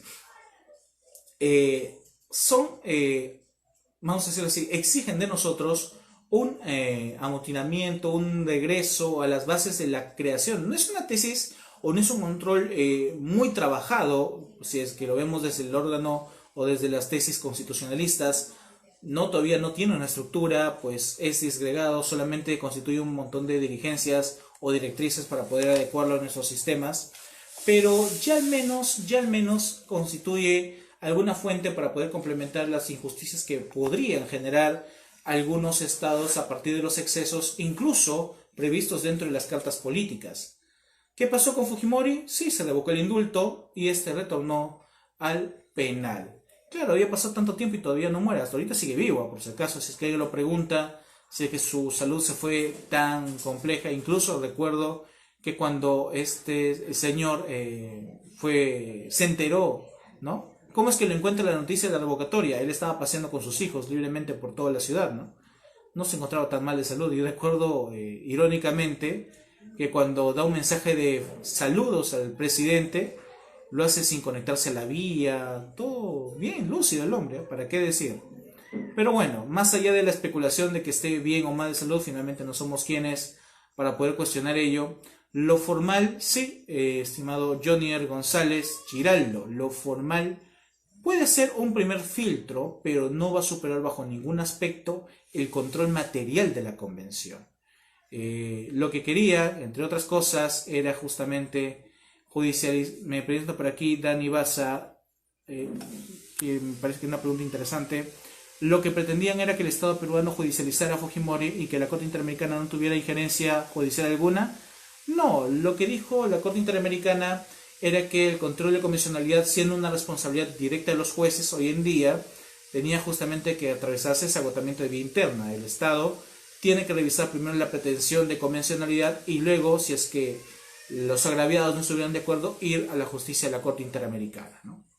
Y como era un acto de poder político directamente del Ejecutivo, lo tendría que examinar en principio la Corte Suprema y luego ya la Corte Interamericana de Derechos Humanos. Tampoco es una pretensión tan sencilla, porque se tramitó como solicitud de vía revisión de cumplimiento de sentencia de la Corte Interamericana, ¿no?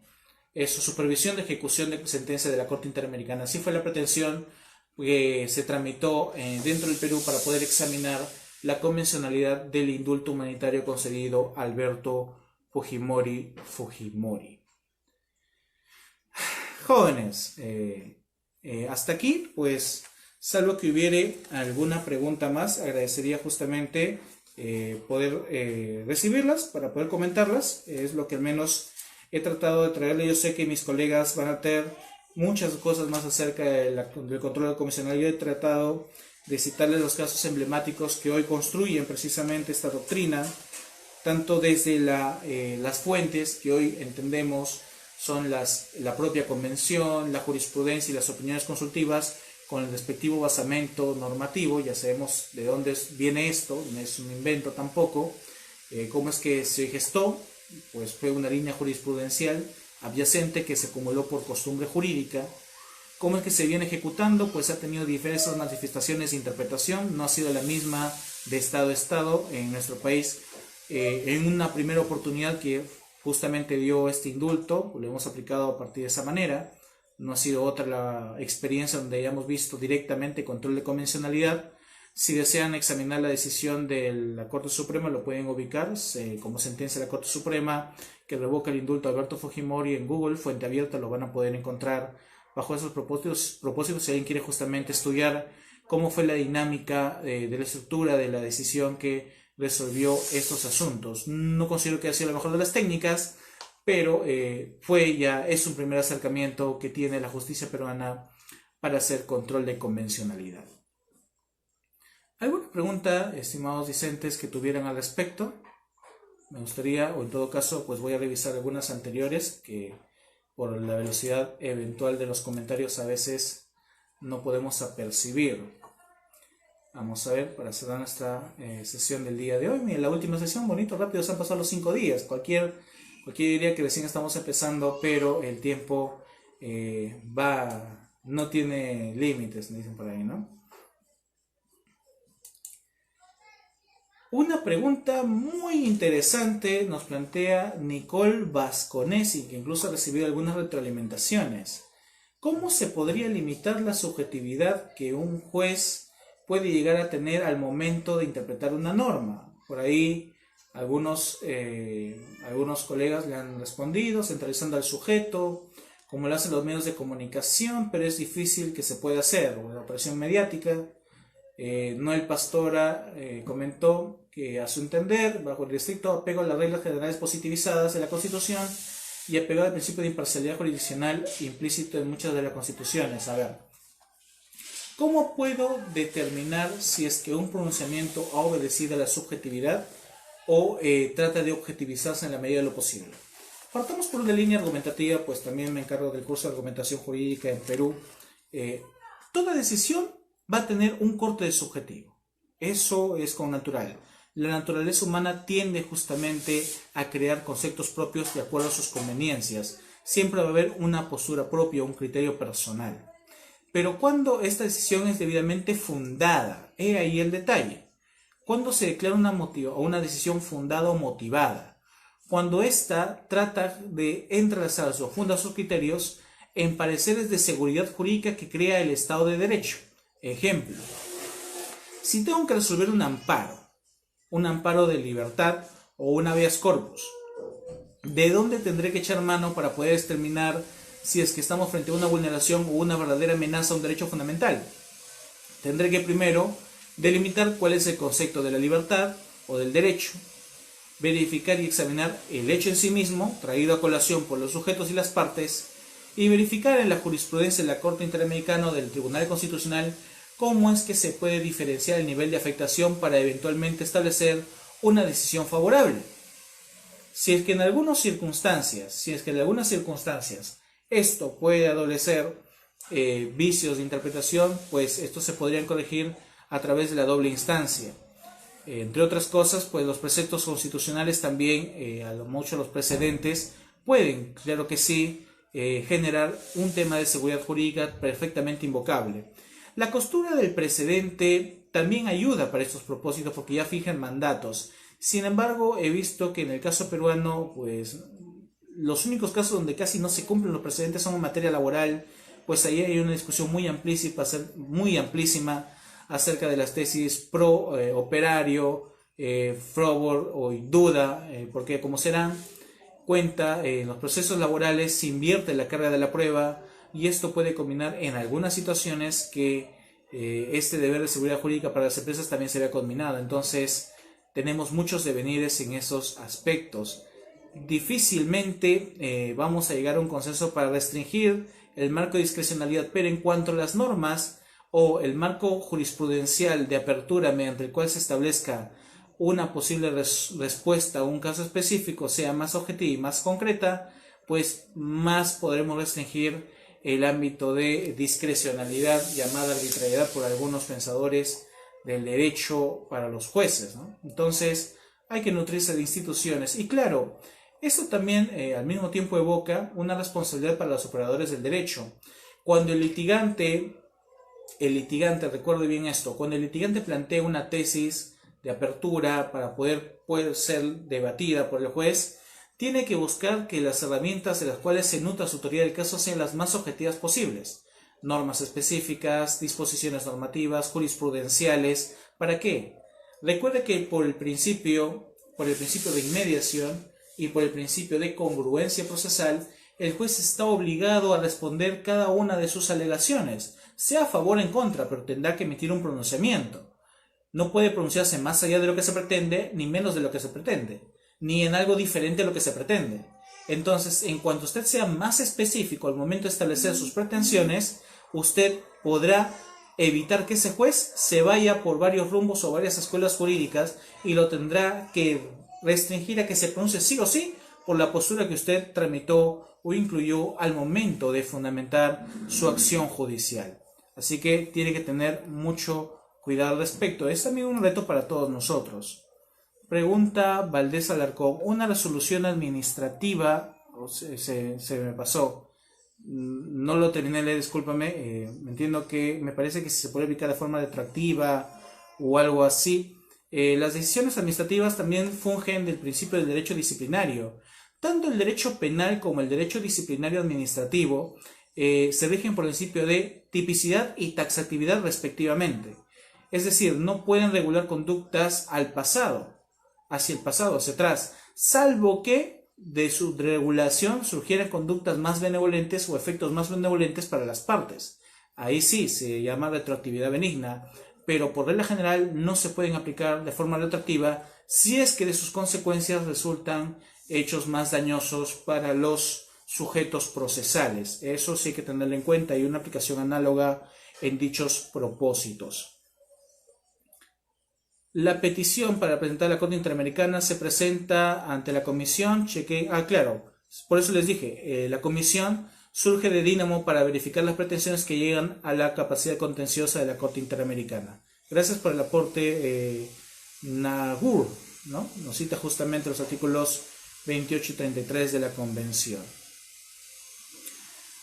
Alejandra Gallegos dice, ¿podría aclararnos el tema de la diferencia entre control formal y control material? Bien, el control formal está dado por los mecanismos normativos que se pueden advertir a partir de la suscripción de los tratados o las disposiciones evidentes, meramente normativas, de técnica legislativa, de técnica normativa. la inclusión de una norma en la Constitución es una forma de verificación formal, de que se encuentra positivizado. El control material ya tiene que ver con ámbitos estrictamente de interpretación.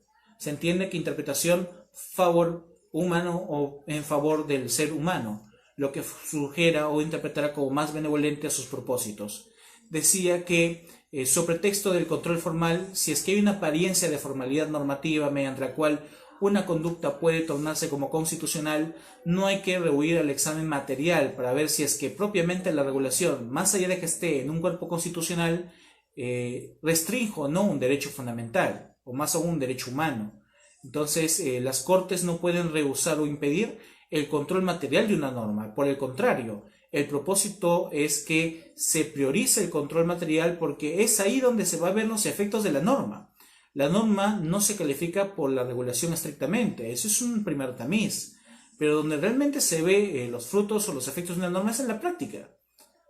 Quizás por la técnica legislativa uno la lee y no tiene atisbos de inconstitucionalidad, pero ya en la práctica se puede tornar inconstitucional, entonces, más aún inconvencional. Entonces es muy pertinente que no existan límites a la revisión material de la Constitución, más aún de la Convención, en cualquier acto de disposición política. De eso nos referimos.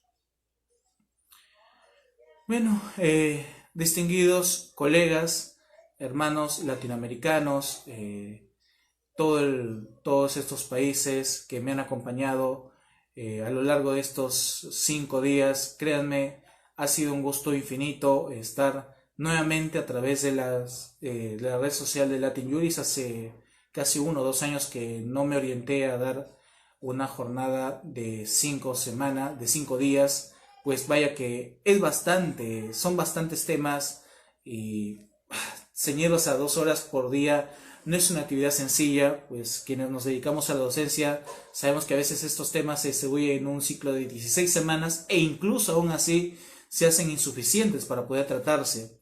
Pero, como repetía, no se trata tampoco de dar una clase estrictamente teórica, sino de brindarle a usted también herramientas que le permitan profundizar los actos de investigación, ¿no? En este caso, pues el día de hoy hemos pretendido, aparte de revisar las bases de la convencionalidad, tanto desde el punto de vista normativo como desde el punto de vista jurisprudencial, aportarle también la lectura de los casos que hemos citado para el propósito del día de hoy, es que usted tenga también un espíritu que contribuya a esta ciencia, porque la convencionalidad todavía está en un tema incipiente, no se manifiesta a plenitud los vestigios o los beneficios de la convencionalidad.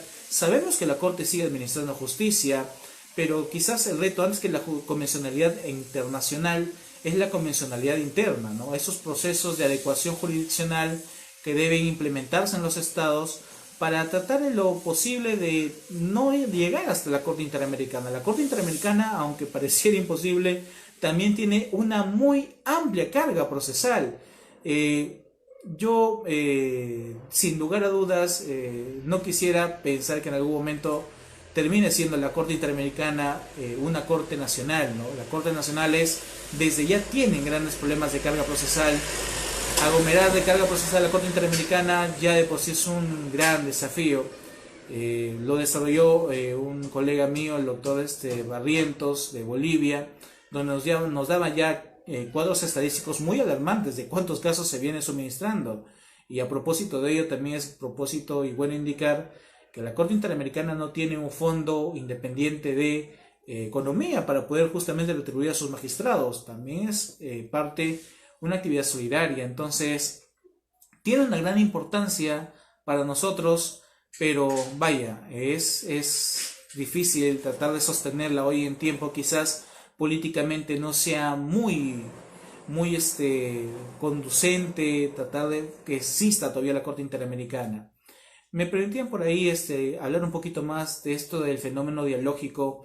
El fenómeno dialógico trata de examinar los dilemas o los juicios de conversación que deben sostener los órganos internos, o sea, los estados, con los marcos convencionales. Es decir, este tema del bloque de constitucionalidad no puede ser solamente una especie de conjunto normativo, sino un fondo de cooperación, donde tanto los conceptos constitucionales como los convencionales van a complementarse en la medida que uno u otro regule condiciones más favorables para el individuo. Y dicho esto, muy interesante, es posible que algunas constituciones reconozcan aspectos de los derechos humanos de mejor manera que la propia convención. Es posible, no es una verdad negada. Por ejemplo, algo que no se ha reconocido en la Convención Americana de Derechos Humanos son los famosos derechos de la naturaleza, a propósito de ello, ¿no? Ecuador sí sé que los ha reconocido, Bolivia también sé que los tiene y lo han elevado a la categoría de derecho constitucional. Entonces, si las constituciones internas tienen esos derechos y la Convención no lo tiene, ¿quiere decir que por convencionalidad no los voy a aplicar? Por el contrario, este discurso dialógico me permite entender que como son parte de un mismo componente normativo, pues sí, son perfectamente aplicables en cuanto más favorezcan al ser humano. Viceversa, si la Convención Americana contiene aspectos más favorables a la ciudadanía, se aplicarán ellos de forma complementaria o pues coherente al ordenamiento interno. Jóvenes, muchísimas gracias por compartir con todos ustedes. Para quienes recién sé que muchos trabajan y quizás yo he pedido condescendientemente que me adelanten una media hora la sesión por el tema laboral, y aquí 7:30 entro a dictar clases también con mis estudiantes de teoría del Estado. Yo quiero agradecerles nuevamente por compartir este tiempo con nosotros. Hemos sido un público amplio, creo que ha sido la mejor bienvenida que se le puede otorgar a un curso de alta formación en constitucionalismo y derechos humanos. Hemos sido un promedio de más de 1.100 personas los que hemos estado conectados día a día, ¿no? Día a día hemos estado compartiendo ideas de separación de poderes, interdimensionalidad de poderes, circunscripción de los poderes públicos, hemos examinado derechos humanos, ya nos hemos acercado a tesis más concretas acerca de los derechos del control de convencionalidad, hemos visto también algunas pautas de interpretación constitucional y verán muchas más a lo largo de este curso. Sé que mis colegas con mucha solvencia académica también, más que incluso que este servidor, van a comentar las cosas muy interesantes. Yo he tratado de compartirles los aportes que en mis investigaciones he ido trabajando. Sé que no todas van a ser de común acuerdo por todos. Efectivamente, este mundo crece en base a ello, ¿no? No se sienta mal si es que en algún momento usted considera que llega a una opinión que no apoya a la mayoría. Recuerde que las opiniones que se acentúan por mayoría constituyen también falacias, pues no es el apoyo general de las masas lo que le da mayor validez a un argumento, sino su propia construcción y su basamento. Eso téngalo en cuenta, porque sé que hay muchos jóvenes, muchos colegas investigadores que a veces no comparten necesariamente las tesis mayoritarias, que a veces, dicho sea de paso, convienen a propósitos también particulares. Yo no imaginaría difícilmente a un abogado litigante que apoye tesis que vayan en contra de los intereses de los patrocinados. Eso es difícil. Pero recuerde bien que mientras pueda conservar la imparcialidad para poder justamente apoyar esta dinámica de la justicia, pues bienvenido sea, pues hará más sustanciosos sus conversaciones, más profundos sus debates y más aún podrá tejer amistades mucho más duraderas. Eso es el mensaje, el concilio que les puedo compartir en esta ocasión. Si es que en un momento nos volvemos a encontrar por esta plataforma, pues aquí estaremos a disposición de ustedes. Recuerden siempre revisar las clases, van a estar grabadas en la plataforma para la evaluación que llevará a cabo ya la organización para quienes forman ya parte del curso de discentes de este curso de alta formación, ¿no? Así que si es que puede pelearse, si es que la convencionalidad, ya una última pregunta por ahí, puede pelear con la discrecionalidad. Creo que en cuanto más certeras sean las posiciones de la Corte Interamericana a la regulación de derechos internos, va a surtir como una fuente más para cerrar esta discrecionalidad que a veces tienen los jueces para otorgar contenido a los derechos humanos. Eso es claro, eso es evidente. Muchas gracias, estimados colegas. Ya nos veremos en otra oportunidad. Recuerden, mi nombre es Edwin Adolfo Morococolque, director de Latin Juris en Perú. Para mí ha sido un honor y ya nos volveremos a encontrar. No es más que un hasta luego, un breve adiós, como dirían por aquí mis hermanos peruanos. Ya nos veremos en una próxima oportunidad. Y pues aquí pueden seguirme por mis redes sociales. Me van a encontrar como Edwin Moroco, con una C. Mi apellido es con doble C, lo van a encontrar en la publicidad, no es un error de tipeo, por si acaso. Es con doble C, solo que a veces Facebook no me permite poner las dos C, por algo cerrado, no lo sé. Pueden seguirme a través de mis redes sociales, eventualmente cuelgo información académica que les puede ser de mucha utilidad para seguir socializando y compartiendo algunas cosas del derecho. Un gusto con todos ustedes, les bendiga siempre, les acompañe la buena salud y que siempre nos una la solidaridad y la búsqueda por las causas justas. Hasta luego, cuídense, saludos desde Perú.